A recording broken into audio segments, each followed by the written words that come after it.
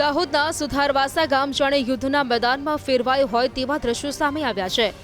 જમીનના વિવાદમાં બે પક્ષો વચ્ચે ભારે તકરાર થઈ। પહેલા બોલાચાલી અને જોતજોતામાં મામલો લોહિયાળ ખેલમાં ફેરવાઈ ગયો। વિવાદ એટલો વકર્યો કે ઉશ્કેરાયેલા લોકોના ટોળાએ ઘાતક હથિયારો સાથે એક પરિવાર પર હુમલો કરી દીધો। સોશિયલ મીડિયા પર વાયરલ થયેલા વિડીયોમાં જોઈ શકાય છે કે કઈ રીતે બે પક્ષના લોકો પશુતા પર ઉતરી આવી એકબીજા પર તૂટી પડ્યા છે।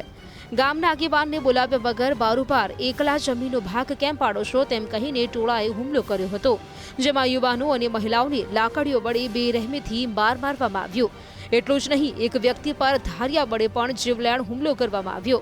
આ હિંસક મારામારીમાં મહિલાઓ સહિત કુલ 6 લોકો ગંભીર રીતે ઘાયલ થયા છે।